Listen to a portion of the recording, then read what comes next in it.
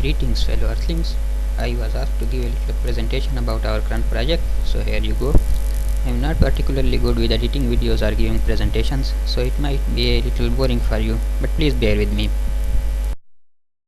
Have you ever wondered why, even though user interfaces have gone such a long way in the quest to become user friendly, most people in Pakistan still need to go to computer academies to learn just the basics of how to use a specific application?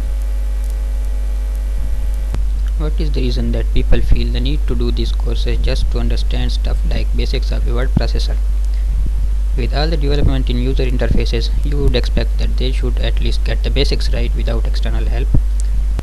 Well, one of the biggest problems that I have observed is the use of an unfamiliar language.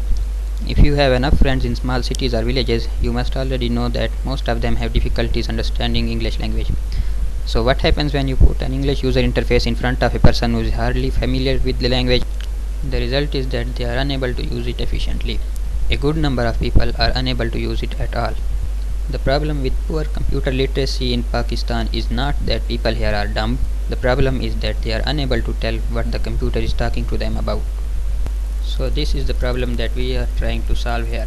And obviously the most resource efficient way would be to provide a user interface that most of them are able to understand in a language that most of them are able to comprehend efficiently enough. So we are going to provide them an operating system that they are able to use in Urdu language. This operating system will be based on free and open source software for their security, stability, freedom and zero cost. Right now we are just a handful of people with limited resources working on this project in our spare time. Even though all the basic pieces to build an operating system are available as free and open source software, there is still a lot of translation to do, and even after that, putting all those pieces together isn't an easy job. So that is why we will always welcome any help we can find. After all, this is going to have a huge impact on the condition of computer literacy in Pakistan, where right now people need to go to computer academies where they are just taught to use a handful of common applications. Now what would its social impact be? Well, in today's age, the digital computer has become a very important tool. If we have a huge number of people who are unable to use a computer efficiently enough, we have got a big problem at our hands. By enabling the masses to use a computer better, we can help boost their productivity.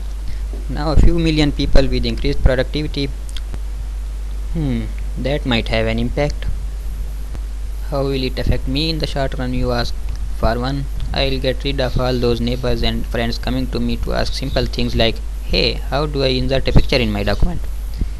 I wouldn't have to help them each time the interface of an application they use is altered, or explain to them what a particular error message means, which by the way is better for them more than it is for me. How do we plan to move the project forward? The most important part of the project will be to get the OS ready and available to be downloaded free of charge. So the initial steps will include getting it ready, which sounds way simpler than it actually is, and setting up its own website. After that, if we had enough resources, we will distribute free CDs to those who cannot afford to download it because of a slow internet connection or no internet at all. This will also help us gain a little momentum by letting people know that something like this exists, and hence attracting users and contributors. After it is ready, we will have to keep the project alive.